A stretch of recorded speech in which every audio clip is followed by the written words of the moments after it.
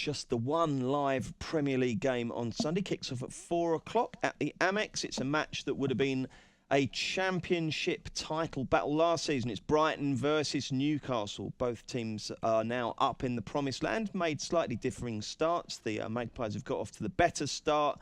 Brighton scratching around a bit, sadly still above Palace. What's going to happen here, Mark Langdon? No, first of all, sorry, Ed, give us a latest show of betting. Yeah, it's 13-8 Brighton. The draw is 11-5 and Newcastle is 7-4. Now, what do I think you're going to go for here? I think you might go for a home win. No, I'm going to go for the draw. Okay. I'm struggling to separate the two teams. There wasn't much between them in the Championship last season. I don't think there'll be a great deal between them in the Premier League come the end of the season. I think Newcastle have got in their corner, they've got Rafa Benitez, which is going to be worth a few points to them. I think you've already seen how he's set them up, made them difficult to beat. Houghton's tried to do the same with Brighton. Haven't got a major goal threat. I mean, against Bournemouth, didn't look like they were going to lose that game until the last half an hour. But I think if you sit back the way that they do, you do invite trouble on yourself. The fact they didn't get a striker in January, in the summer window, means they're going to be vulnerable until January.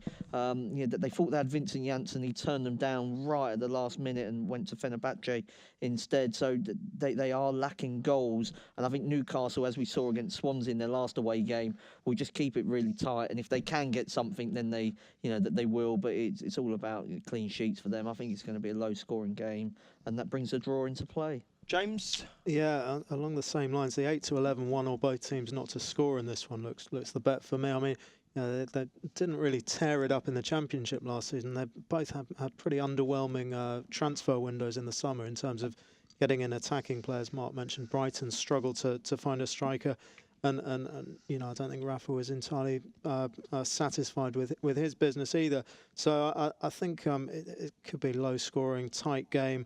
I mean, one or both teams not to score has copped in 5 of Brighton's 7 games in all competitions, 4 of Newcastle's 5 league games, including the 1-0 defeat at Huddersfield, the other of the promoted teams. So I could see, this game following a similar pattern. I'm struggling up mad whether they played for both clubs.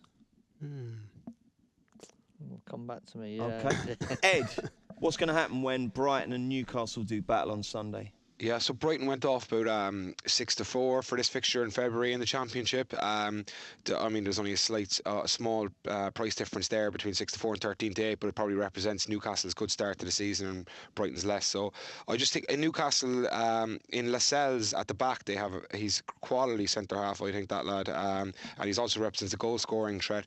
But at the prices, I just think Brighton represent a bit of value here. I mean, they held City for a good chunk of their opening day fixture down at the Amex, and they put 3 past West Brom as well, which is no mean feat, you know what I mean, because West Brom keep it tight.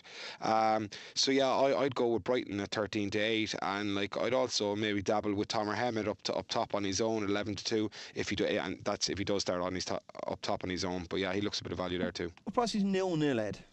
0-0 is 13-2. 13-2. I think I might have a stab on that. Are we still struggling? I can't think of. It might be that. Did Lua end up at Brighton? I think there were 2 Luas, weren't there? This is what's confusing me. I'm not sure that it's the same one. No, Christ, I'm glad I'm not editing the Brighton programme this weekend. That'll be a very short piece. They played for both clubs. Okay.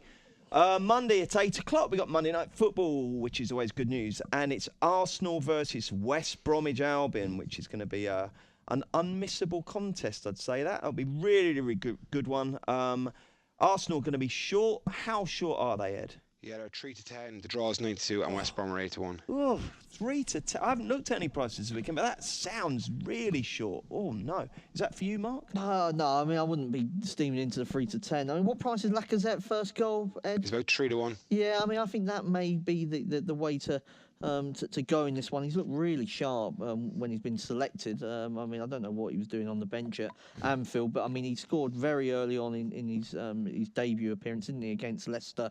And then if you even against Chelsea, I thought he was doesn't get hugely involved in loads of the build-up play, but I think he's against Stoke. He had one wrongly ruled out, or it was very, very tight for the offside. I think he is their biggest goal threat.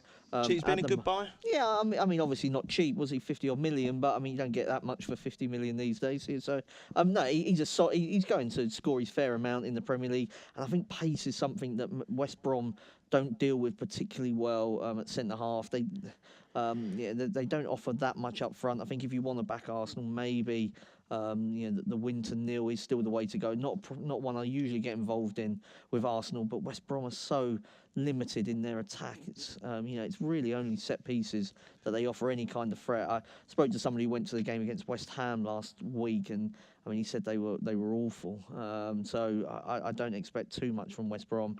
Arsenal will probably win, but I think I'd rather be on Lacazette each way with the 3-1. Okie doke. James, what do you reckon? Yeah, I was looking at under 2.5 goals at 11-8. I mean, the head-to-head records in this fixture has been pretty consistent over the last few years.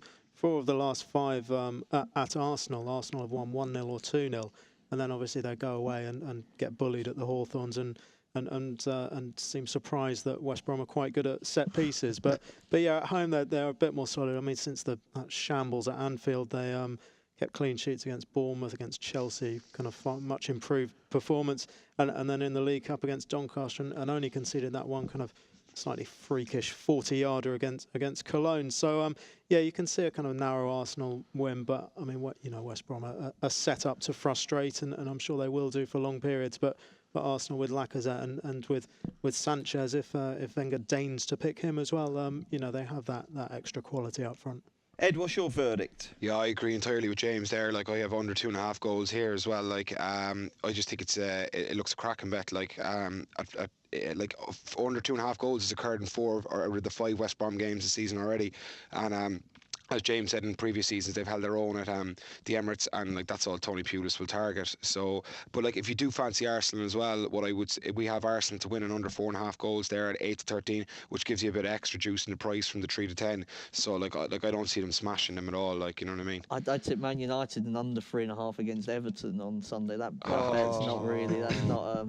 That's not flavour of the month for me, that one at the moment. I suppose the only people who did that League Cup acca the other night who had problems, because they won on the outrights, they all won on the half-time, full-time, and it looked like they were all going to win on the 2-0, didn't it? But there was a few late goals there, but otherwise it was good. I'm just looking through. They played for both clubs. Steve Harper, Brighton and Newcastle. I don't remember they sat on the bench. Yeah. Kazenga Luar. Well done, James. Paul Kitson. I don't remember Paul Kitson. Well, you won't remember Paul Kitson, but I don't remember playing for both. And Leon Best. I'm not having that. It's a weird list. There's a lot of those must have been shortish periods. We should definitely have got Kit Napier though in the mid-60s. Right, okay. Best bet, chaps, for match week 2 of the Champions League. Let's just tell you what we've got. Tuesday it's Man City versus Shakhtar. Spartak versus Liverpool, Atletico v Chelsea. In Atletico's very swanky new ground, lovely. And Apol v Tottenham. And then on Wednesday it's CSKA v Man U, Anderlecht, Celtic, PSG, Bayern. So James Milton gives one to back out of that lot. I'd look at Chelsea kind of draw no bet at Atletico. I think they can certainly avoid defeat. Atletico bedding into the new stadium, though. Kind of had a fairly unconvincing 1-0 win in their first game there. They've got Sevilla there this weekend. So, I think Chelsea look well equipped in the Champions League this season. Lango? I'm going to go for Manchester United away to CSKA. I mean, the Russians are very, very pedestrian at the back. They've still got the Berezutsky twins and Ignacevic as part of their back three. Usually 2 of those 3 play. If United have got one real big strength this season, I think it's pace.